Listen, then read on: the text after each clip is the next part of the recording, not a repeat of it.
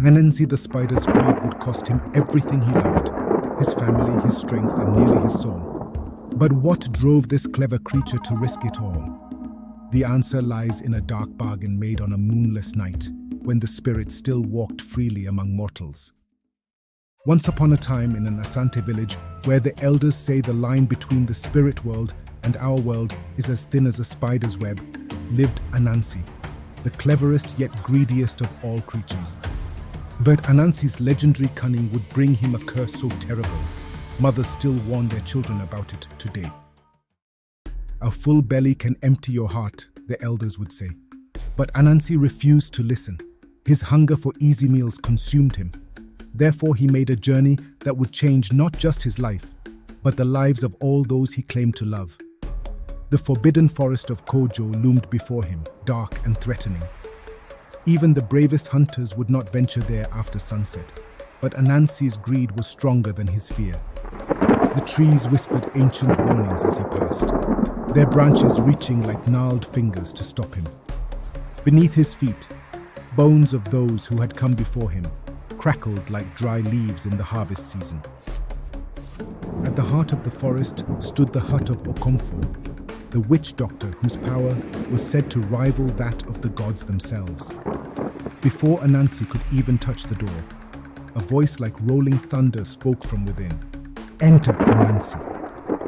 You whose greed has led you to my door," Okomfo called. "I have been waiting." The hut smelled of burnt herbs and old magic. Okomfo sat in the shadows, his eyes glowing like embers in a dying fire. Bones and feathers hung from his neck, and his skin bore the sacred marks of powerful juju. "Ah, clever Anansi," Okomfo smiled. He showed his teeth, which were filed to points sharper than a hunter's spear. "You want what was not meant for you, the power to steal without being seen." Anansi's 8 eyes gleamed with desire. "Great Okomfo, your wisdom sees into my heart. The gods gave me cleverness, but I want more. Why should I work for my food when others have plenty?" Okomfo's laugh was like stones falling into a deep well. "Everything has its price, Anansi. The spirits demand balance. Are you willing to pay what they ask?" Yes, Anansi agreed eagerly, therefore sealing his fate without knowing its true cost. The ritual that followed would haunt Anansi's dreams forever. Okomfo mixed Anansi's blood with powders black as a moonless night, chanting words that made the shadows dance and the spirits howl. The mixture burned Anansi's throat like fire, but filled him with incredible power. "You now have your wish," Okomfo declared. "But remember my warning. For every meal you steal, someone you love will lose a day of their life. The spirits must maintain balance." But Anansi's heart had grown too hard with greed to heed the warning. That very night, he began his feasts. He crept into the hut of Kwame the farmer, stealing the fufu his wife had prepared. He raided Kofi the hunter's storage, taking the smoked meat meant for his children. Each night brought new victims, therefore bringing new consequences Anansi refused to see. At first, the changes were subtle. His wife Azor began to tire easily. Their children's laughter grew fainter, their games shorter, but the food was so plentiful, so easily gotten, that Anansi ignored the signs. "My love," Azor pleaded one evening, her voice weak as a whisper, "something is wrong. I feel my strength fading like the sun at dusk." "Nonsense," Anansi replied, his belly full of stolen banku. "You're just tired from your work." But one terrible morning, Anansi returned from his nightly theft to find his home filled with dust.